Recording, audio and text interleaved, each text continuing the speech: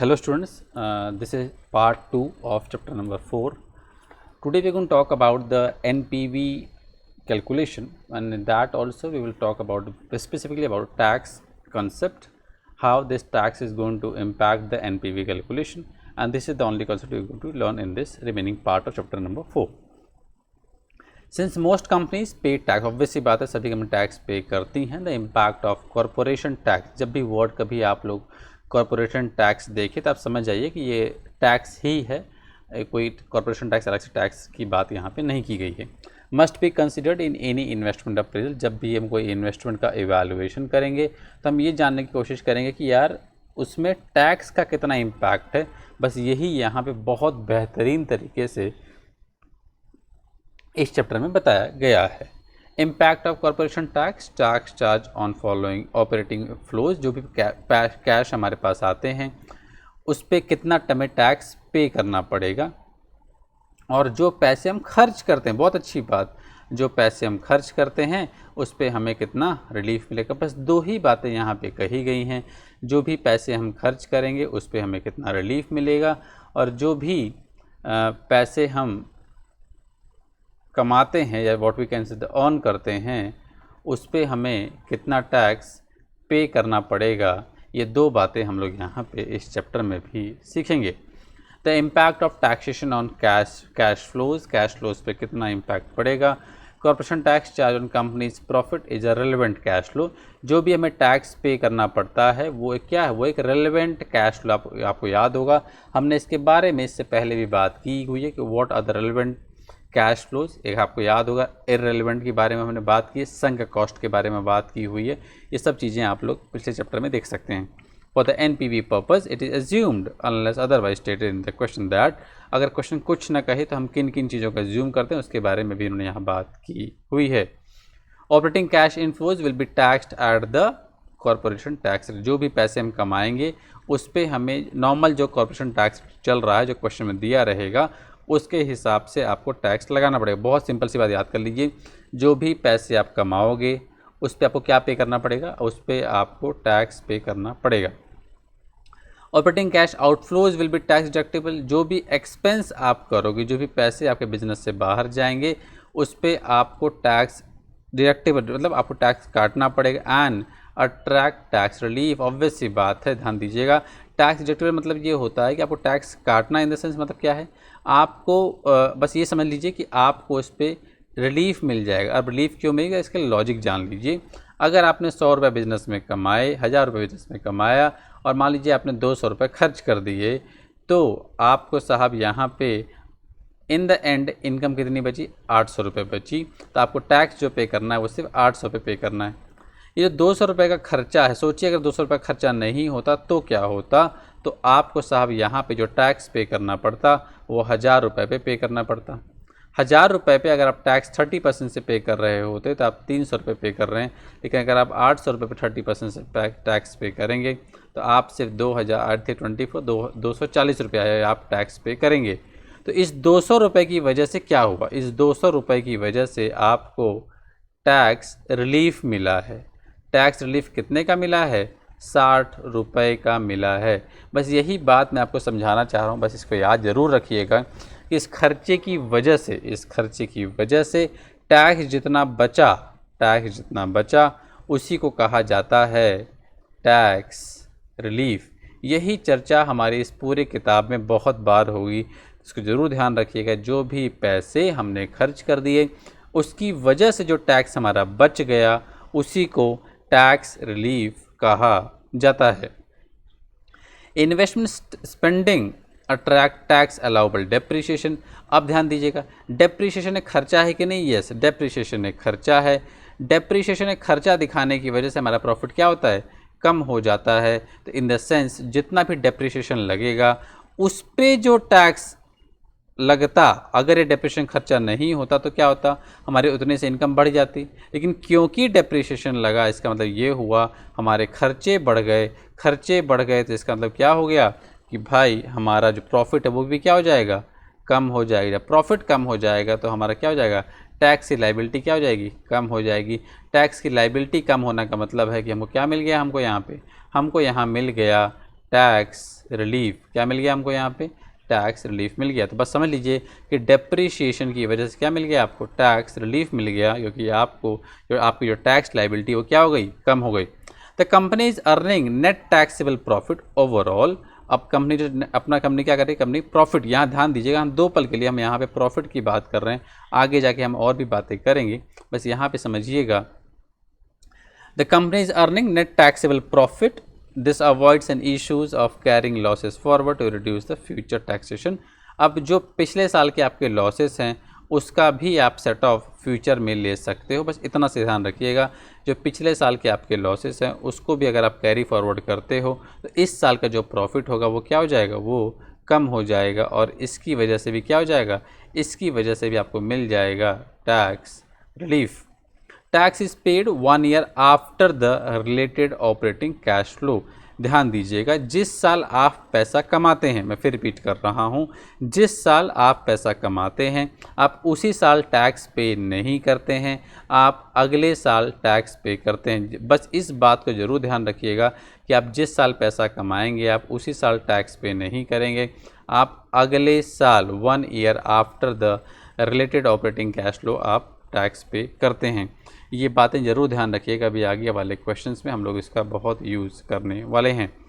The impact of taxation on cash flow की बात की ही गई है। Taxation has the following effects on an investment appraisal problem. जो भी क्वेश्चंस आपको दिए जाएंगे वहाँ पे आपको टैक्सेशन का इम्पैक्ट जो भी है वो उसका ये सब इम्पैक्ट पड़ते हैं, वो सब बातें यहाँ कही गई हैं।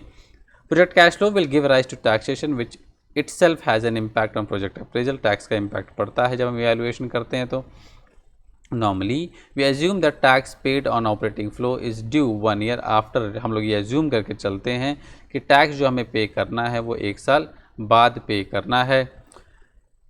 After tax however it is possible for alternative assumptions to be made and so, और इसका alternative assumptions दूसरा assumptions भी आप ले सकते हैं।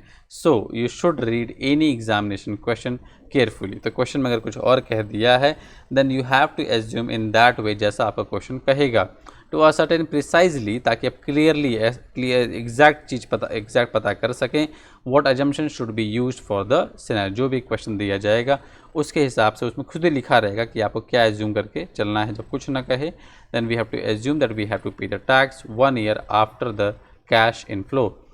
Organisation benefit from being able to claim tax allowable depreciation. Organization क्या होता है, ऑर्गेनाइजेशन को फ़ायदा होता है अगर वो क्या करते हैं, अगर वो साहब डेप्रिसिएशन को क्लेम करते हैं। तो the effect of this is to reduce the amount of tax. क्या होता है इसकी वजह से, डेप्रिसिएशन की वजह से आपकी जो टैक्स लाइबिलिटी होती है वो क्या हो जाती है, वो कम हो जाती है। The effect of this is to reduce the amount of tax that organizations are required to pay. Again, it is important to read any examination question carefully in order to identify what treatment is expected by the examiner। फिर वही बात, आपको भाई साहब question थोड़ा आराम से अच्छे से पढ़ना होगा और देखना होगा कि एग्जामिनर आपसे क्या एक्सपेक्ट कर रहा है। इन अकॉर्डिंग टू दैट आपको वही सब मान करके क्वेश्चन को सॉल्व करना होगा। Note that tax allowable depreciation is not a cash flow.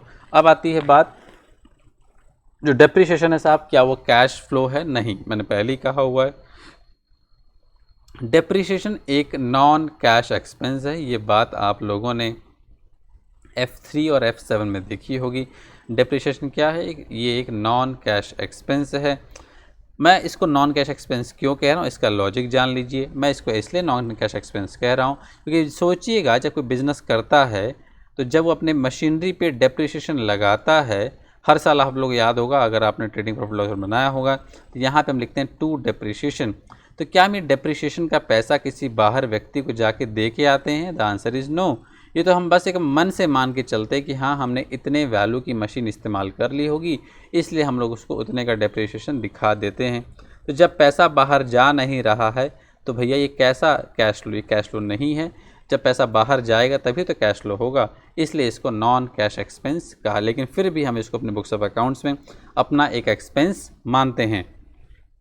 Note that the tax allowable depreciation is not a cash flow and to calculate the tax impact we have to multiply each year's tax allowable depreciation by the corporate tax rate. जो भी आपका depreciation होगा उसको अगर आप multiply कर देंगे उस साल के रेट से तो आपको निकल के आ जाएगा कि आपको कितना रिलीफ मिलने वाला है। फिर लिखी है बात the change in which the relevant cash, और उससे क्या होगा आपका रेलेवेंट कैश फ्लो पे असर पड़ जाएगा। In dealing with these tax effects, it is always assumed that where a tax loss arises from the project, there are sufficient taxable profit elsewhere. अब ऑब्वियस सी बात है, जब भी आपको साहब यहाँ पे आप टैक्स रिलीफ लेंगे तो वो क्या होगा, उससे आपका जो टैक्सेबल प्रॉफिट होगा वो क्या हो जाएगा, कम हो जाएगा। Elsewhere in the organisation to allow the loss to reduce any relevant subsequent tax, इससे आपकी टैक्स जो लाइबिलिटी है पे करने वो भी क्या हो जाएगी, कम हो जाएगी। And that the company has sufficient taxable profit to obtain full benefit from tax allowable depreciation. तो अगर आपके पास प्रॉफिट है तो जो भी आपको यहाँ टैक्स बेनिफिट मिलेगा उससे क्या हो जाएगा, आपका प्रॉफिट कम हो जाएगा। मतलब मैं कहता हूँ जो टैक्स पे करना था आपको प्रॉफिट पे और जो आपको रिलीफ मिला, दोनों आपस में क्या हो जाएंगे, सेट ऑफ हो जाएंगे। हम जैसे अभी अगला क्वेश्चन करेंगे आपको सब बातें क्लियर हो जाएंगी। Directors may choose to evaluate an investment over a fixed time period. In the investment appraisal, the tax effect of any decisions made during the fixed time period need to be included. जो भी आपने साहब जो भी decision लिए हैं वो सब आपको यहाँ शामिल करना होगा। This means, for example, that if the investment appraisal period is set for 4 years, the appraisal itself would cover 5 years. अब मैं बताऊंगा कि जब हम बात करते हैं 4 साल के तो हम 5 साल क्यों शामिल करते हैं। हम 5 साल इसलिए शामिल करते हैं क्योंकि हम जो टैक्स पे करते हैं वो 1 साल बाद में पे करते हैं, इसलिए साहब हम लोग यहाँ पे 4 साल की जगह 5 साल की बात करते हैं। फिर लिखी हैं बातें, in practice the effect of taxation are complex. अगर प्रैक्टिस में देखा जाए तो यहाँ टैक्सेशन का जो बात है वो थोड़ा सा कॉम्प्लेक्स है। मैं F6 के लेक्चर्स भी बनाऊँगा, मैं सभी के लेक्चर्स बनाऊँगा, धीरे धीरे आप सभी को देख सकते हैं। And are influenced by the number of factors including the following. अब यहाँ बात की टैक्सेशन प्रॉफिट्स, कौन कौन सी चीज़ें यहाँ पे रहेंगी। टैक्सेबल प्रॉफिट रहेगा, टैक्स का रेट रहेगा, क्वेश्चन में को दिया रहेगा। द कंपनीज अकाउंटिंग पीरियड यहाँ बातें बताई जाएंगी, टैक्स पेमेंट डेट्स बताए जाएंगे। इन सब चीज़ों का असर आपके नॉर्मली टैक्स के कैलकुलेशन पे पड़ता है। टैक्स अलाउबल डेप्रिसिएशन कितना मिल रहा है वो भी देखना होगा, लॉस अवेलेबल कितने हैं ये भी आपको देखना होगा, उसी से आपको क्या मिल जाएगा, सेट ऑफ मिलेगा। But many of these issues are ignored और simplified for the purpose of NPV investment appraisal. लेकिन इन सब चीज़ों को यहाँ पे क्वेश्चन में हम लोग हर बार शामिल नहीं करेंगे ताकि हमारा क्वेश्चन ठीक ठाक और सिंपल बना रहे और बच्चे सॉल्व कर ले जाएँ और पास हो जाएँ और इसी से बन जाएँ। टैक्स अलाउबल डेप्रिसिएशन की बात यहाँ कही गई है। For tax purposes a business may not deduct the cost of an asset from its profit as depreciation. अब यहाँ बात की टैक्स पर्पज़ के लिए हो सकता है कि यहाँ पे जो एसेट में हमारा कॉस्ट लगा है उसको डिडक्ट ना करें in the way it does for financial accounting purpose. जैसा आपने एफ ए मतलब अब F7 या मैं कहूँ F3 की बात यहाँ पे थोड़ी सी की गई है, इससे आपको मतलब अभी नहीं है। इनसे the cost must be deducted. अब ये क्लियर उन्होंने बात ये कही हुई है कि भैया हम लोग यहाँ प्रॉफिट को हमको बढ़ाना नहीं, इन द सेंस हमको करना क्या है, the cost must be deducted from the taxable profits in the form of tax allowable depreciation. जो भी साहब अभी इन्वेस्टमेंट अगर होगा तो इन्वेस्टमेंट को हम लेस नहीं करेंगे, ध्यान दीजिएगा मैं क्या कहना चाह रहा हूँ। उस पर जो डेप्रिसिएशन लगेगा, उस पर जो रिलीफ मिलेगा, ध्यान दीजिएगा, उसको हम यहाँ पे लेस करेंगे। Tax allowable depreciation is calculated based on the written down value. आपको पता ही होगा मेथड होता है एक डेप्रिसिएशन लगाने का। तो on the asset this will either be reducing balance और straight line base. Read the question care. फिर वही बात, क्वेश्चन में जिस मेथड से आपको डेप्रिसिएशन लगाने को कहा जाएगा आपको उसी मेथड से डेप्रिसिएशन लगाना होगा, या तो आपको रिड्यूसिंग बैलेंस मेथड से लगाना होगा या फिर स्ट्रेट लाइन बेसिस से लगाना होगा। The total amount of tax allowable depreciation given over the life of an asset will equate to its fall in value over the period. Taxable जो depreciation होगा वो सब आपको लाइफ के हिसाब से, अगर लाइफ ज़्यादा होगी तो रेट कम होगा, लाइफ कम होगी तो भाई रेट डेप्रिसिएशन का ज़्यादा रहेगा। Tax allowable depreciation is claimed as early as possible. हम लोग साहब जो डेप्रिसिएशन क्लेम करते हैं कोशिश करते हैं कि जितनी जल्दी हो सके हम उसको क्लेम कर लें। Tax allowable depreciation is given for every year of ownership except, ध्यान दीजिएगा, जिस साल हम मशीन को बेचते हैं, बहुत इंपॉर्टेंट बात है, ये एज्यूम हमेशा करके रखिएगा। F7 और F3 में बातें आपने कंफर्म की होंगी, लेकिन मैं यहाँ फिर कंफर्म कर दे रहा हूँ और ये बातें आप लोग को P4 में भी मिलेंगी, ठीक है। तो P4 कुछ नहीं, P4 एडवांस FM है, तो वहाँ भी मैं जब लेक्चर लूँगा तो आपको समझ में आ जाएगा। तो यहाँ बात ये कही, जिस साल आप मशीन को बेचते हो ना, उस साल आप उस पर डेप्रिसिएशन नहीं लगाते हो। In the year of sale और स्क्रैप बैलेंसिंग अलाउंस, या तो आपको बैलेंसिंग अलाउंस मिलेगा, जब भी आपको लॉस होता है तो आपको बैलेंसिंग अलाउंस मिलता है, और जब भी आपको प्रॉफिट होता है तो वहाँ पे बैलेंसिंग चार्ज लग जाता है। तो ध्यान दीजिएगा, या तो आपको बैलेंसिंग चार्ज लगेगा या तो बैलेंसिंग अलाउंस लगेगा अगर आपको लॉस होगा तो। ओरिजिनल कॉस्ट आपकी इतनी थी, आपका अभी तक जो क्यूमुलेटिव डेप्रिसिएशन था वो इतना था, और आज की डेट में उसकी कीमत जब जिस टाइम आप बेचने गए उस टाइम उसकी कीमत कुछ चल रही थी। तो जब आपने एसेट को बेचा ये इससे कम या ज़्यादा हो सकती है। तो बस मैं सिखा दूंगा, या तो आपका आंसर ये आएगा या तो आपका आंसर ये आएगा। दोनों ही बातें हम लोग अभी आगे के क्वेश्चंस में सीख लेंगे। आइए अब हम बात करते हैं TYU 6 के बारे में। An asset is bought for, हमने एक एसेट खरीदी है, कितने की खरीदी है? 10,000 रुपये की ली हुई है। And it will be use on a project for 4 years. इसका इस्तेमाल हम लोग एक प्रोजेक्ट पे 4 साल तक करेंगे। ध्यान दीजिएगा, 4 साल तक करेंगे। After which it will be dispose, उसके बाद हम इसको बेच देंगे। Tax is payable eight 30% 1 year in arrears. Tax जो हम पे करेंगे, ध्यान दीजिए, जो भी पैसे हम कमाएंगे उसमें क्या पे करेंगे? टैक्स पे करेंगे। कब पे करेंगे? 1 साल अरियर्स में पे करेंगे। And tax allowable depreciation is available, जो आपको डेप्रिसिएशन का रेट दिया गया है वो क्वेश्चन में पहले से ही दिया गया, दैट इज़ 25% आपको दिया गया। किस मेथड से लगाना है? रिड्यूसिंग, इसको हम लोग रिड्यूसिंग बैलेंस मेथड को रिटर्न डाउन वैल्यू मेथड भी कहते हैं।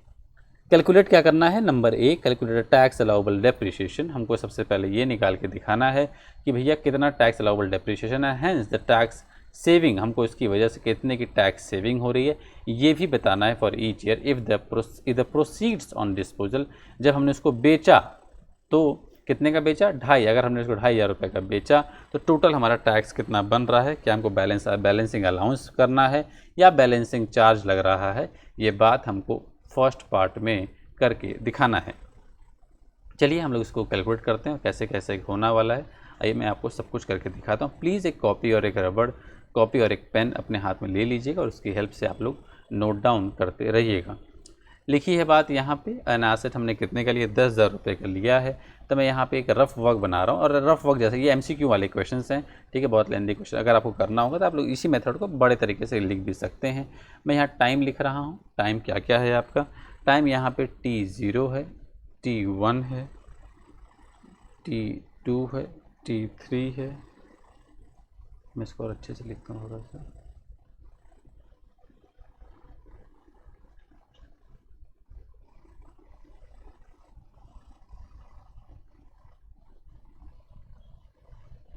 T0, T1, T2, T3, T4। हमने T0 में क्या किया? T0 इज मतलब अभी का पल। T0 मतलब क्या होता है? अभी का पल, अभी, तुरंत, अभी। अभी क्या किया आपने? अभी आपने 10,000 रुपये खर्च कर दिए, ठीक है। 10,000 रुपये आपने खर्च किया साहब, तो उसके बाद आप डेप्रिसिएशन कब लगाया? डेप्रिसिएशन आपने 1 साल में लगाया। 1 साल के एंड में आपका डेप्रिसिएशन कितना लग रहा है? 25% से लग रहा है। तो 10,000 पे 25% लग गया आपका 2,500 रुपये, है ना? यही आपका डेप्रिसिएशन लग रहा है, ठीक। इसका सेकेंड ईयर डेप्रिसिएशन कितना लगा? डेप्रिसिएशन जो है साहब वो हर साल क्या हो रहा है? वो रिड्यूसिंग बैलेंस मेथड से लग रहा है। तो 2,500 रुपये में से अगर 10,000 में से 25,000 लेस कर 2500 लेस कर देंगे तो आपको मिलेगा 7,500। और 7,500 का अगर आप 25% निकालेंगे तो वो आपका कुछ आएगा 1875।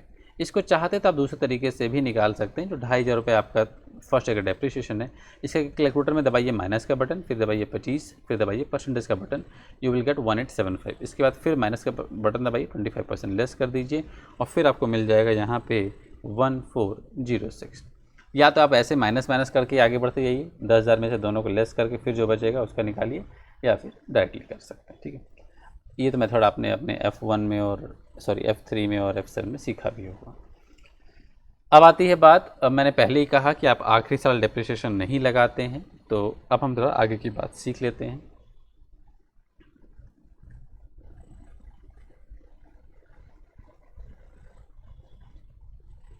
समझने की कोशिश करिएगा कि अब क्या हो रहा है, यहाँ पे टैक्स सेविंग कितनी हो रही है। मैं अगर इसकी टैक्स सेविंग की बात करूँ, टैक्स सेविंग जो फर्स्ट ईयर की टैक्स सेविंग कितनी होगी आपकी? फर्स्ट ईयर के साथ इतना रुपया खर्चा है, डेप्रिसिएशन बढ़ने की वजह से आपके खर्चे बढ़े मतलब आपकी प्रॉफिट कम हो जाएगा। प्रॉफिट कम हो जाएगा तो क्या हो जाएगा? प्रॉफिट कम हो जाएगा तो आपकी टैक्स लाइबिलिटी क्या हो जाएगी? कम हो जाएगी। तो 2,500 रुपये पे आपको जो टैक्स पे करना पड़ता है वो कम हो गया। 25,000 पे 30% निकालोगे तो ये आपका आ जाएगा 750 रुपये। 1875 का 30% आप निकालेंगे साहब तो ये आ जाएगा आपका 563। 1406 पे 30% निकालेंगे तो ये आपका आ जाएगा साहब 422। इसके बाद आपको मैंने क्या कहा था, 4th ईयर आप डेप्रिसिएशन नहीं लगाएंगे। तो अब जरा क्या करिए, 10,000 में से इन तीनों को लेस कर दीजिए। तो क्या होता है, 10,000 को जब आप इन दोनों में से लेस कर देते हैं साहब, तो आपको आपके हाथ में बचता है 4219। Let me check it out also. 10,000 minus 2,500 minus 1875 minus 1406, तो ये बचता है 4219। आप ध्यान दीजिए, आपने इस मशीन को एंड में कितने का बेचा है, आपने इस मशीन को 2,500 का बेचा है। तो साल T4 मतलब चौथे साल के एंड में, चौथे साल के एंड में आपकी जो मशीन की वैल्यू थी वो 4219 थी, और आपने कितने का बेच दिया, इसको 2,500 का बेच दिया। आपको नुकसान हुआ या फ़ायदा, आपको हो गया नुकसान, यू आर इन लॉस। आपको लॉस कितना हो रहा है साहब, आपको लॉस 1719 का हो रहा है, इसलिए मैं नेगेटिव लिख रहा हूँ। तो आपको जब 1719 का लॉस हो रहा है, इसको क्या कहते हैं, इसको अब आपको क्या मिलेगा, यहाँ कहते हैं BA, that is balancing allowance. तो 1719 पे क्या मिलेगा, लॉस जब भी होता है क्या मिलता है, रिलीफ मिलता है। अगर यही 1719 प्रॉफिट हुआ होता तो आपको 30% से टैक्स पे करना पड़ता, लेकिन क्योंकि आपको लॉस हुआ तो यहाँ पे क्या मिलेगा आपको यहाँ पे 30% से रिलीफ मिल जाएगा। तो 1719 का 30% निकालेंगे तो ये हो जाएगा आपका 516। तो टोटल आपको जो यहाँ पे साहब टैक्स सेविंग हुआ है, टैक्स सेविंग कितने का हुआ है, let me add everything, 2750 plus 563 plus 422 plus 516, that is 2251। आपकी यहाँ जो टोटल टैक्स सेविंग हुई है वो 2251 की हुई है। ठीक, अब इसी से जुड़ा हुआ है सेकंड पार्ट, इसलिए मैं इसको मिटा नहीं रहा हूँ, आपके सामने मैं सेकंड पार्ट पढ़ने जा रहा हूँ। सेकंड पार्ट में लिखा है, how would your answer change if the asset was sold for 5000। अब सोचिएगा, यहाँ जो 5,000 की चीज़ हमने बेची थी, अगर हम यही एसेट कितने का बेच दें, यही एसेट हम 5,000 का बेच दें तो हमारा आंसर में क्या असर पड़ेगा। अगर हम इसको 5,000 का बेचते हैं तो देखिए, आप खुद ही देख रहे होंगे कि भाई 4219 की चीज़ थी और आप कितने का बेच रहे हो, आप इसको फ़ायदे पे बेच रहे हो। कितने फ़ायदे पे बेच रहे हो, माइनस कर लीजिए, 4219 माइनस 5,000 दैट इज़ 781। तो आपको साहब यहाँ फ़ायदा हो गया कितने का, आपको फ़ायदा हो गया 781 का। अब 781 पे क्या करना पड़ेगा आपको, 781 पे आपको साहब 30% से टैक्स पे करना पड़ेगा। अब यहाँ पर रिलीफ नहीं मिलेगा क्योंकि ये क्या है, आपको फ़ायदा हो गया है, तो इसको कहा जाएगा बैलेंसिंग चार्ज। क्या कहा जाएगा, बैलेंसिंग चार्ज। तो 781 पे अगर 30% आप निकालते हैं तो ये आता है आपका 234।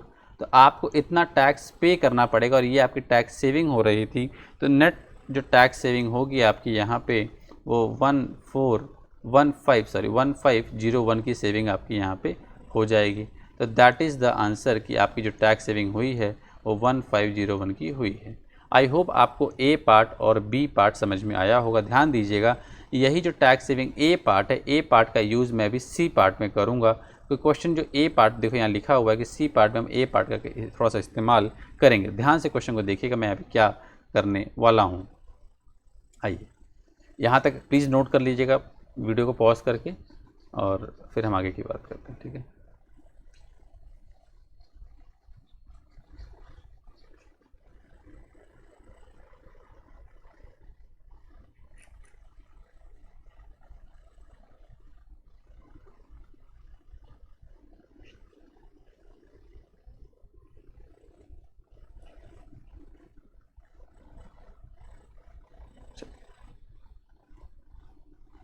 अभी आपने क्वेश्चन पढ़ ही लिया है तो आप ज़रा उसका स्क्रीनशॉट लेके आप उसको देख लीजिए। और मैं यहाँ पे थोड़ा सा स्पेस चाहिए था इसलिए मैं थोड़ा सा इसको बड़ी जगह पे जा रहा हूँ।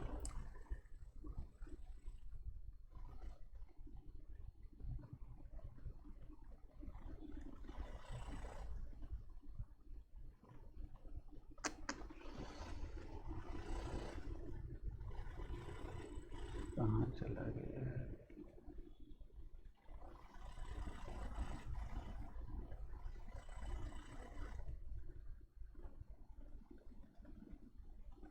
आइए।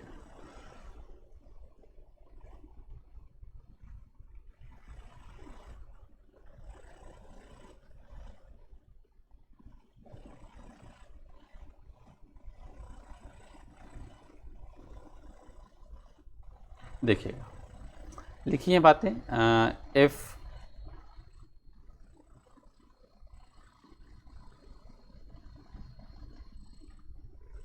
If net trading income from the project is, आपकी जो नेट ट्रेडिंग इनकम कितने की हो रही है, आपकी नेट ट्रेडिंग इनकम 8,000 रुपये की हो रही है। ध्यान दीजिएगा, इनकम कितने की, 8,000 रुपये की पर ईयर की है, based on your answer to part A. हम लोग पार्ट ए का इस्तेमाल करेंगे। और यहाँ पे जो कॉस्ट ऑफ कैपिटल, मतलब लिख लीजिएगा अपनी किताब में डिस्काउंटिंग फैक्टर। अभी आप बस ऐसा नोट भी करते चलेंगे ना, तो जैसे ही आपकी 10, 20, 15 चैप्टर तक हो जाएंगे तो आपको आगे के चैप्टर्स अपने आप समझ में आ जाएगा। पूरा कोर्स खत्म होने के बाद तो अलग लेवल का समझ में आ जाएगा। ठीक है, तो ये होगी बात डिस्काउंटिंग फैक्टर की। डिस्काउंटिंग फैक्टर यहाँ पे 10% से आपका क्वेश्चन पहले से दिया हुआ है, कैलकुलेट द एनपीवी। हमको एनपीवी कैलकुलेट करना है। बहुत ईजी क्वेश्चन है, बहुत ईजी क्वेश्चन है, फटफट आपको तुरंत समझ में आ जाएगा। बस जैसे जैसे मैं करते जा रहा हूँ वैसे वैसे करते जाइएगा। और एग्ज़ाम में आप चाहें तो मेरे तरीके से, चाहे तो बुक में जैसा किया वैसे करिए, लेकिन बस कॉन्सेप्ट जो मैंने सिखाया है, मैं जो सिखाने जा रहा हूँ उसको इस्तेमाल ज़रूर कर लीजिएगा। ईयर की बात कर लेते हैं। ईयर यहाँ पे कितने हैं, 5 साल हैं। मैंने कैरी कहा था क्योंकि 1, 2, मैं इसको मिटा देता हूँ,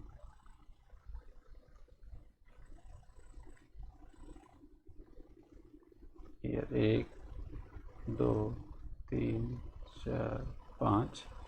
आपका कैश इनफ्लो आप कितना कमा रहे हैं साहब, आप कमा रहे हैं 8,000 रुपये। ठीक है, आपका जो कैश इनफ्लो हो रहा है वो 8,000 रुपये का हर साल हो रहा है। ठीक है, वेरी गुड। 8,000 रुपये कमा लो, 8,000, 4 साल कमा रहे हैं ना, 5 साल दोनों कमा रहे हैं, 4 साल कमा रहे हैं। आपको टैक्स पे करना पड़ेगा। कितना टैक्स पे करना पड़ेगा, 30% टैक्स पे करना पड़ेगा। तो आप जब टैक्स पे करेंगे तो क्या उसी साल पे करेंगे, नहीं, हम लोग टैक्स अगले साल पे करते हैं। 8,000 का 30% टैक्स पे करेंगे। आप कितना टैक्स पे करेंगे, 2,400 टैक्स पे करेंगे। 8,000 का 30%, 2,400 टैक्स पे करेंगे। 8,000 का 30%, 2,400 टैक्स पे करेंगे। ध्यान दीजिएगा, अब एक बड़ी बात, अब आपको याद होगा पहले पार्ट में क्या था। पहले पार्ट में ये भी था कि 4th ईयर में हम क्या कर रहे थे, 4th ईयर में हम साहब 8,000 रुपये का इनकम तो है, प्लस हम लोग जो हमारी एसेट है उसको क्या कर रहे हैं, सेल कर रहे हैं। कितने का सेल कर रहे हैं, उस एसेट को हम साहब 2,500 का सेल कर रहे थे। तो हमारे पास 2 इनकम है उस साल हमारे पास 2 इनकम है। कौन कौन सी, एक 2,500 रुपये वाली और एक 8,000। तो क्या कर देंगे यहाँ पे 2,500 और ऐड कर दीजिएगा। तो कुल मिला के आपको जो इनकम हुई वहाँ पे कितनी कैश इनफ्लो हो गया। अब साहब एक बड़ी बात, ठीक है, तो अब टोटल कैश इनफ्लो कितना हो गया आपका। टोटल कैश इनफ्लो जो आपका हो रहा है साहब वो यहाँ पे हो रहा है 8,000 प्लस 2,500, दैट इज़ कितने का हो रहा था, 2,500। मैं जोड़ देता हूँ ज़रा, इसको मैं जोड़ देता हूँ, सॉरी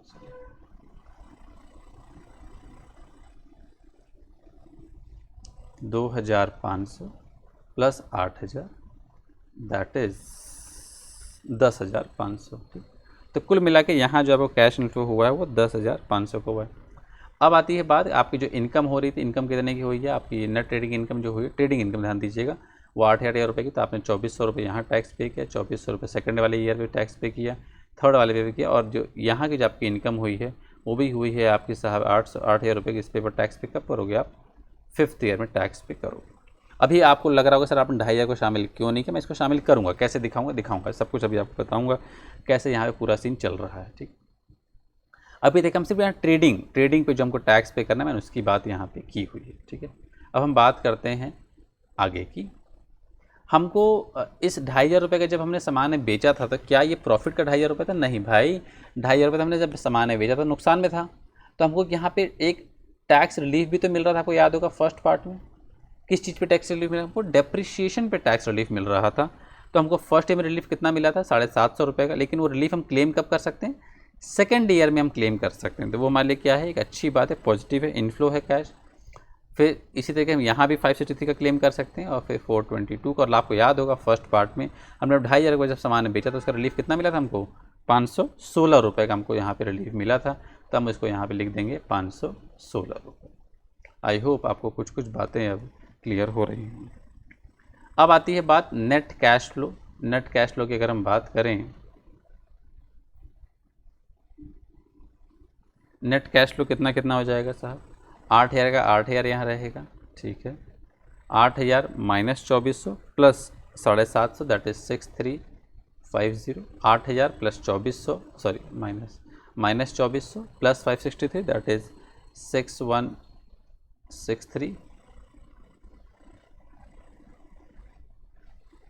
इसके बाद 8000 माइनस 2400 प्लस 422 दैट इज़ 6022, फिर 2400 माइनस 516 दैट इज़ 1884, ये नेगेटिव आएगा। ठीक है, इसके बाद हम इसे प्रेजेंट वैल्यू फैक्टर से मल्टीप्लाई करते हैं। प्रेजेंट वैल्यू फैक्टर कितना हमारा 10% का है ना। प्रेजेंट वैल्यू फैक्टर कितना है हमारा 10% का है। 10% का आप लोग टेबल देख के यहाँ लिख सकते हैं 0.90909। तो अगर आपको ये नहीं याद हो तो ये भी कर सकते हैं 1.10 इक्वल टू दबाते जाइए और जो जो आएगा उसको नोट करते चले जाइए। अब ध्यान दीजिएगा यहाँ पे 0.9090 यहाँ आ गया। उसके बाद आपका हो जाएगा ये अगला 0.826, इसके बाद आपका हो जाएगा 0.751। उसके ज़रा मैं टेबल देख लूँ मैं भी एक बार, मेरा भी कैलकुलेटर थोड़ा सा इशू कर रहा है।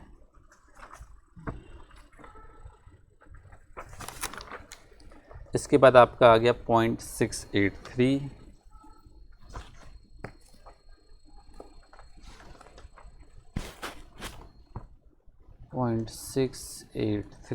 इसके बाद आपका आ जाएगा साहब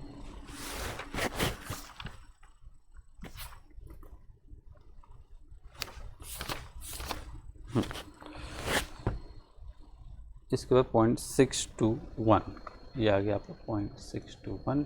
इसको साहब मल्टीप्लाई कर दीजिए। मल्टीप्लाई करने के बाद 8000 में अगर आप 0.9090 मल्टीप्लाई करेंगे तो आपका आएगा 7272। इसको मिटा देता हूँ, ये हो जाएगा आपका प्रेजेंट वैल्यू कैश फ्लो। ये प्रेजेंट मल्टीप्लाई करने पे क्या आता है प्रेजेंट वैल्यू कैश फ्लो आ जाता है 72725245। इसके बाद 4, इसको मैं मल्टीप्लाई करता हूँ, देखो 6163 इंटू 0.751 दैट इज़ 4628.4 है। फिर 6022 इंटू 0.683, ये सब पॉइंट लगा, ठीक है 0.683 दैट इज़ 411.4113, ठीक है 3। इसके बाद 1884 इंटू 0.621 दैट इज़ 1169, हम इसको 1170 लिख सकते हैं। इसको साहब ये नेगेटिव में रहेगा क्योंकि ये नेगेटिव था, इसके अलावा सब पॉजिटिव थे, सब कुछ नेट करेंगे तो ये आपका आ जाएगा 21796। मैं एक बार चेक भी कर लेता हूँ 7272 plus 5245 plus 4628.4 plus 4113 minus 1170 that is 200 नहीं यार कुछ गड़बड़ किया गया 72024628, मैंने कुछ मल्टीप्लाई में गड़बड़ किया है यार 1 2 3 4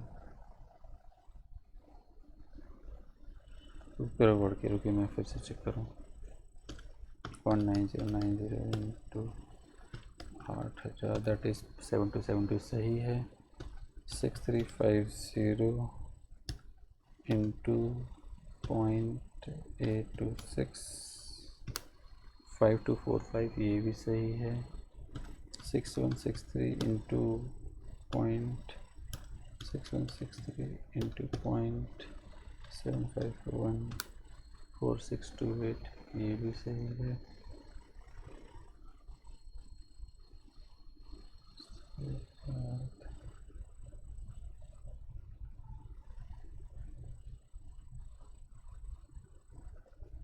अरे अरे यहाँ पे हमने भाई 8000 प्लस पैसे कितने आए टोटल, हमारे पास पैसे जो आए थे वो इतने आए थे ना, तो सॉरी पैसे हमारे पास जो आए थे वो हमारे पास टोटल आए थे 8000 प्लस 10,500, सॉरी देखा मैंने मिस्टेक किया वही मैं कहूँ 10,500 minus 2,400 plus 422 that is 8522 8522 into 0.683 that is 5820। तो ये आपका आएगा 5820, इसके बाद 1170। ठीक है, अब चेक कर लेते हैं।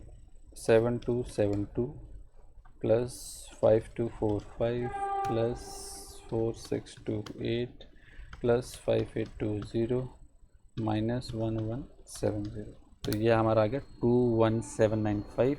21795 कर लीजिए या 6 कर लीजिए, 0.7 में इग्नोर किया, 6 भी कर सकते हैं, 6 ही कर लेते हैं। इसमें ध्यान दीजिएगा, आपको 21796 अभी कुछ पैसे मिले हैं। और हमने साहब इन्वेस्ट कितना किया था, आपको याद होगा, हमने जो बिज़नेस में इन्वेस्ट किया था वो 10,000 रुपये किए थे। तो जब हमने साहब 10,000 रुपये इन्वेस्ट किया था और हमको जो आउटफ्लो इनफ्लो, ध्यान इसे क्या कहते हैं, इसको कहते हैं प्रेजेंट वैल्यू इनफ्लो। माइनस क्या करेंगे आप इसमें से आप माइनस करेंगे प्रेजेंट वैल्यू आउटफ्लो। मैं इसको साफ साफ लिख देता हूँ जगह बना के, ठीक है, उसी के नीचे लिखना है आपको एग्ज़ाम में, ठीक है। तो प्रेजेंट वैल्यू इनफ्लो जो आपको मिला वो मिला 21796, माइनस करेंगे present value outflow that is आपका 10,000 रुपया। तो इसको नेगेटिव करेंगे तो क्या मिलेगा आपको, NPV, प्रेजेंट वैल्यू आउटफ्लो। ये पैसे हमारे बाहर गए, ये पैसे हमारे अंदर आए, इसलिए हम प्रेजेंट वैल्यू इनफ्लो कहते हैं। इसको आपस में माइनस करेंगे तो आपको मिलेगा 11796, और यही आपका क्या है साहब, यही आपका आंसर है, ठीक है। आई होप आप लोगों को कुछ बातें अब क्लियर हो गई होंगी। तो आपने कुछ भी नहीं, बहुत सिंपल सी बात यहाँ पे करनी है। कैश इनफ्लो जितना जितना आपका आया है, 8,000 ये सब आया था, 2,500 भी आए थे, इस पे आपको टैक्स पे करना पड़ेगा। हमने टैक्स पे कर दिया। टैक्स रिलीफ आपको ध्यान दीजिएगा कैसे कैसे मिला। टैक्स रिलीफ आपको साहब यहाँ पर जो डेप्रिसिएशन था उसका मिल गया, तो ये 2,500 था, इसका रिलीफ आपको इतना मिला था। इसके बाद आपका नेट कैश फ्लो, हमने सब कुछ आपस में 8,000 में से ये किया, थोड़ा सा यहाँ एक हमने मिस किया, 2,500 रुपये भूल गए लिख देखना, और यहाँ पे हमारा आ गया 8522। इसके बाद हमको प्रेजेंट वैल्यू फैक्टर हमको पता ही है कहाँ से लेते हैं, इसके बाद हमने इसे मल्टीप्लाई किया, डेट इज 21796। तो ये आपका आंसर यहाँ पर सब आ गया, ठीक है। चलिए अब आगे की बात करते हैं। किसी को भी कोई डाउट हो ज़रूर हमसे बोलिएगा। I will very happy, very please to answer you all the doubts. अब मैं कितने सालों से पढ़ा रहा हूँ, मेरे पास सभी के आंसर रट गए हैं मेरे पास, ठीक है। तो आप जो बोलेंगे सब बता दूंगा। मेरे पास बहुत सारे स्टूडेंट्स आते हैं और I am very happy to answer the doubts. चलिए, for tax purposes care must be taken to identify the exact time of asset purchase. हमने कब एसेट परचेज किया है, हमें इसका ध्यान रखना चाहिए। Related to the accounting period, किस साल आपने एसेट परचेज किया है ये आपको ध्यान रखना चाहिए। And however, unless you are told otherwise in the exam, you should assume that an asset is purchased on the first day of the accounting period. जब कुछ ना कहे तो आपको ये मान के चलना चाहिए कि आपने एसेट को first day of the accounting period में खरीदा है, and that the first amount tax allowable depreciation given 1 year later। यही बात हम लोगों ने बार बार चर्चा की हुई है। Note that the treatment of tax in this exam is very much simplified compared to what you will see in the tax specific exams, that is F6 और P6 advance taxation incorporating working capital. अब ये भी एक छोटा सा concept है, working capital में क्या होने वाला है, कुछ खास नहीं, जितना पैसा ध्यान दीजिएगा। वर्किंग कैपिटल होता क्या है, जो भी कैपिटल हमें डेली बेसिस पे जो हम काम करते हैं उन कामों को करने के लिए, जैसे कि से परचेज करना, अगर हम एसेट को परचेज करेंगे what do we need the cash so that we can purchase the goods. अगर हमको हमारे क्रेडिटर्स को पे करना है तो भी हमें कुछ पैसे चाहिए, अगर हमको इलेक्ट्रिसिटी बिल पे करना है तो भी हमें कुछ कैश चाहिए, रेंट पे करना है, रिपेयर कराना है थोड़ा मोटा, तो जो भी डेली कामों के लिए हमको रेगुलर पैसे चाहिए होते हैं उसी को हम लोग साहब क्या कहते हैं, उसी को हम लोग वर्किंग कैपिटल कहते हैं। तो सिंपल सी बात में अगर आपको वन लाइन में समझाना चाहूँ तो इसका मीनिंग यही हो गया, डेली कामों के लिए जो हमको पैसे चाहिए होते हैं उसको हम लोग वर्किंग कैपिटल कहते हैं। और वर्किंग कैपिटल आपको सेल्स के लिए बहुत जरूरी, मैंने क्या कहा, आप परचेज करोगे तभी तो सेल्स करोगे, क्यों, है कि नहीं। आइए आगे देखते हैं साहब। Investment in a new project often requires additional investment in working capital. जब आपको नया प्रोजेक्ट करते हैं, नया इन्वेस्टमेंट करते हैं तो आपको कुछ वर्किंग कैपिटल चाहिए होता है, and that is the difference between the short term assets and the liability, short term liability. अभी इन्होंने ये फॉर्मूला क्या लिया, ये फॉर्मूला ये लिखा, वर्किंग कैपिटल का फॉर्मूला क्या होता है, current assets minus current liabilities. Current assets को हम क्या कहते हैं, शॉर्ट टर्म एसेट्स कहते हैं। करंट लाइबिलिटी को क्या कहते हैं हम लोग, शॉर्ट टर्म लाइबिलिटीज़ कहते हैं, वही बात हमने यहाँ पे लिखा हुआ, इसी को डिफरेंस को क्या कहते हैं, वर्किंग कैपिटल कहते हैं। फिर आती है बात the treatment of working capital is as follows. Initial investment is a cash outflow, जो भी पैसा आप इनिशियल इन्वेस्ट करते हैं वो क्या है, वो है आपका कैश आउटफ्लो है eight the start of the project. If the investment is increase during the project, अगर इन्वेस्टमेंट हम बढ़ा देते हैं the increase is a relevant, तो इसकी वजह से क्या होगा, आपका कैश आउटफ्लो बढ़ेगा, कैश आउटफ्लो गया क्योंकि आपने इन्वेस्टमेंट बढ़ाया। If the investment is decrease during the project, उससे क्या होगा, उससे ये होगा decrease is a relevant cash, जो आपका डिक्रीज हुआ साहब वो भी क्या है, वो भी आपका एक रेलेवेंट कैश फ्लो है। At the end of the project, at the end of the project all the working capital is, ये बहुत बड़ी बात है, आपको इसको नोट करना होगा कि जब प्रोजेक्ट एंड होता है साहब तो उससे क्या होता है, उससे ये होता है कि जितना भी पैसा आपने उसमें ब्लॉक किया था वो क्या होता है, वो वापस आपके पास आ जाता है। मैं ये बात आप बस याद रखिएगा, अभी आगे वाले क्वेश्चन में तुरंत 5 मिनट के अंदर आप देख लेंगे कि कैसे हमारा जो भी पैसा ब्लॉक रहता है वो क्या होता है, वो हमारे पास आ जाता है। And treated as cash inflow, उसको हम कैश इनफ्लो मानते हैं। To calculate the working capital cash flows you should, आपको क्या करना होगा वो सब बातें यहाँ लिखी गई हैं, ये देख लेते हैं। Calculate the absolute amount of working capital needed in each period, आपको हर साल कितना वर्किंग कैपिटल चाहिए। वर्किंग आउट द इंक्रीमेंटल, कितना आपको इंक्रीज करना है वर्किंग कैपिटल में, ये भी आपको देखना होगा। बस छोटा सा कॉन्सेप्ट आइए जल्दी से देख लेते हैं। A company is expected sales for the new project to be 2,25,000 in the first year, ये एक्सपेक्ट कर रहे हैं कि इनका जो सेल्स होगा वो $2,25,000 होगा। वो जो आपका जो सेल्स होगा वो हर साल कितने से बढ़ेगा, वो हर साल 5% से बढ़ेगा। The project is expected to last for 4 year, और जो प्रोजेक्ट चलेगा वो 4 साल तक चलेगा। Working capital equals to, working capital कितना चाहिए आपको, वर्किंग कैपिटल आपको जो भी सेल्स हो रहा है उसके मुकाबले आपको एटलीस्ट 10% का आपके पास वर्किंग कैपिटल आपको रिक्वायरमेंट है of the annual sales is required and needs to be in place at the start of, जैसे ही आपका साल स्टार्ट होता है, साल के एंड में समझ में आता है ना सेल्स साल भर में कितना हुआ, साल के स्टार्टिंग में ही आपको जितने का आप आपको जितना सेल्स आप साल के एंड में चाहते हैं उसका एटलीस्ट 10% आपको साहब वर्किंग कैपिटल आपको साल के स्टार्टिंग में अपने पास मेंटेन करना होगा। आइए समझते हैं कैसे कैसे क्या क्या हिसाब हो रहा है यहाँ पे। मैं पहले ही बता दे रहा हूँ, जो भी मैं पढ़ाता हूँ वो सब इजी होता है, मैं मुश्किल चीज़ पढ़ाता ही नहीं हूँ। सी आसान इसलिए पढ़ा रहा हूँ, सी आसान इसलिए पढ़ाता हूँ, सी एस आसान इसलिए पढ़ाता हूँ, जो आसान होता है वही पढ़ाता हूँ। ठीक, आइए। अब कंपनी साहब सेल स्टार्ट किया, मैं अगर इसको टेबल जैसा बनाऊँ तो कैसे बना सकते हैं हम लोग, तो T0, T1, T2, T3, T4। ठीक, आपकी जो सेल्स हो रही है वो कितनी हो रही है, सेल्स आपकी जो होगी वो साल के एंड में होगी, T1 के एंड में वो कितने की हो रही है, वो हो रही है आपकी 2,25,000 रुपये की। ठीक है, सेल आपकी 5% से बढ़ रही है, 2,25,000 में अगर आप 5% जोड़ देंगे तो कितना आ जाएगा आपका, 2,36,250।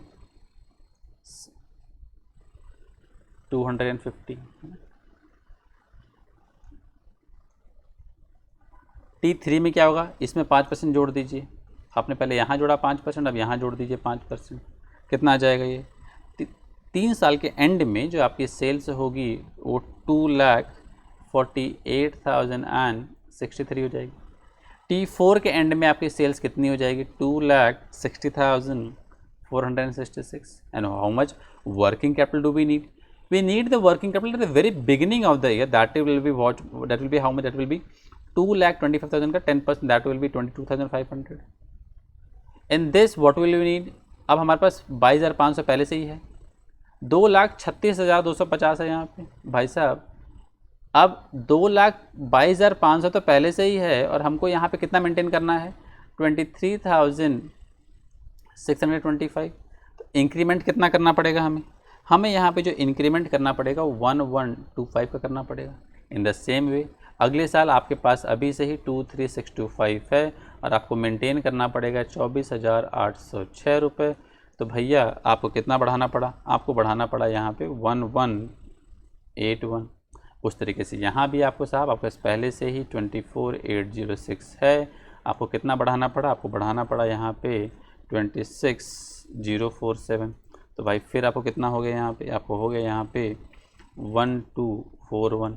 मैं थोड़ा सा कैलकुलेशन तेज़ी से कर लेता हूँ क्योंकि मेरे पास नोटेड सब कुछ रहता है, मैं आपके सामने सब कुछ लिखूँगा वो सब तो बहुत टाइप को वेट करना पड़ेगा, इसलिए ठीक है मेरे पास सब कुछ मैं अपने पास रफ में मैंने सब लिखा रहता है, ठीक है। अब आती है बात, तो टोटल आपके पास देखा जाए साहब तो in the end how much cash, मैंने क्या कहा आपको याद है एक वर्ड मैंने कहा था कि आपका जो कैश होता है वो क्या होता है, वो रिलीज़ हो जाता है। तो मैंने क्या कहा था, जब आप चौथे साल बिजनेस अपना प्रोजेक्ट बंद करोगे तो आपके पास वापस कैश कितना आपके पास हाथ में आ जाएगा, आपके पास जो हाथ में कैश आ जाएगा वो 26047, क्योंकि यही आपका कैश या वर्किंग कैपिटल क्या था, ब्लॉक था। तो टोटल अगर आप इसको जोड़ेंगे ना तो वही घुमा फिरा के यही आता है, पता है, ये तीनों सबको जोड़ देंगे ना ये तो आपको यही मिलेगा 26047। ये पैसा क्या होता है, ये पैसा पूरा का पूरा वापस आ जाता है साहब, ठीक है। यही आपसे पूछा गया था, calculate the working capital flow, total working capital कितना फ्लो होगा यहाँ पे 26047 का फ्लो होगा for incorporation into the NPV calculation. आइए आपको अगला क्वेश्चन करा देता हूँ, बड़ा आसान सा क्वेश्चन है। लिखिए बात, कंपनी एंटिसिपेट सेल्स, यहाँ सेल्स कितना एक्सपेक्ट कर रहे हैं भाई for the latest venture to be 1 lakh units, इनको लग रहा है कि हमारा 1 लाख यूनिट हम बेच पाएंगे। The selling price expected to be $3, उनको लगता है कि सेलिंग प्राइस आपकी 3 रुपये रहेगी फर्स्ट ईयर में, लेकिन वो हर साल 8% से बढ़ेगी भी, ठीक है। Over 3 years life of the project working capital equal to 10% of the annual sales is required needs to be in place at the start of each year. साहब आपको जो एनुअल उसके स्टार्टिंग में ही आपको 10% आपको क्या करना पड़ेगा, वर्किंग कैपिटल मेंटेन करना पड़ेगा। सेम डिट्टो क्वेश्चन है जो हमने पिछला क्वेश्चन अभी किया था। आइए फिर से देख लेते हैं कैसे कैसे होगा। मैं यहाँ लिखता हूँ T0, यहाँ T1, यहाँ T2 और यहाँ मैं T3 लिख रहा हूँ। सेल्स यहाँ मैं सेलिंग प्राइस लिख देता हूँ पहले, क्योंकि यहाँ सेलिंग प्राइस भी इस क्वेश्चन में है। तो सेलिंग प्राइस हमारी कितनी है, सेलिंग प्राइस हमारी फर्स्ट ईयर में 3 रुपये है, अगले साल 8% से बढ़ जाएगी 3.24, फिर 8% से बढ़ जाएगी तो ये हो जाएगा 3.4992। इसके बाद साहब आपका जो सेल्स होगा वो कितना हो जाएगा, आपका जो सेल्स हो जाएगा वो 1 lakh into 3 that is 3 lakh रुपये। मैं इसको अलग कलर से लिख देता हूँ, ये आपका हो जाएगा 3 लाख रुपया। उसके बाद आपकी सेल्स कितनी हो जाएगी 3,24,000 रुपये। 1 लाख इंटू 3.24, 1 लाख इंटू ये करेंगे तो ये आपका 3,49,920 हो जाएगा।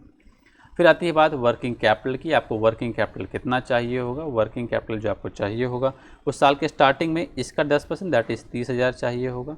इसका 10% आपको कितना चाहिए होगा, मैं इसको सिंपल से करा दे रहा हूँ अभी, 32,400 चाहिए होगा। फिर आपको इसके स्टार्टिंग में कितना चाहिए होगा 34992। विश्वास मानिए आपका जो आंसर आएगा वो आएगा 34992। आपको टोटल कैश इन्फ्लो जो चाहिए होगा वो 34992 चाहिए होगा। आपको मैंने सब कुछ माइनस करके सिखा ही दिया है कैसे कैसे करना है। That is the answer. यही पूछा था क्या वर्किंग कैपिटल कैश फ्लो कितना होगा, वो इतना होगा। आई थिंक आप लोगों को समझ में सब कुछ आ गया होगा। प्लीज़ लाइक ज़रूर करें अगर आपको लगता है कि चीज़ें ईजी लग रही हैं तो प्लीज़ लाइक करें, और ताकि थोड़ा सा मुझे मोटिवेशन मिले, उससे थोड़ा खुशी मिलती है। सब्सक्राइब ज़रूर करें ताकि मेरे सब्सक्राइबर्स एटलीस्ट 1000 हो जाएं, ताकि I can proceed for the monetisation and everything. Otherwise चीज़ें थोड़ा सा मोनोटोनस हो जाती हैं और कुछ है, ठीक। Anyways take care everyone and this was the chapter. And जो लास्ट पार्ट है प्लीज़ इस पॉइंट को काट दीजिएगा, is not relevant in this. ये सब बातें इरेलीवेंट है अभी, ये सब बातें आपको आगे चैप्टर्स में फिर से मिल जाएंगी, तो ये कुछ खास बातें यहाँ पे नहीं, ठीक है। ये जो रिमेनिंग पार्ट है मैं इसको बाद में आपको अगले लेक्चर में डाल दूंगा, ठीक है। यह आपको अगले लेक्चर में पूरे टीवी जो बैक वाले हैं वो मैं अलग से करा दूँ, ठीक है। Take care everyone, thank you so much everyone, bye bye.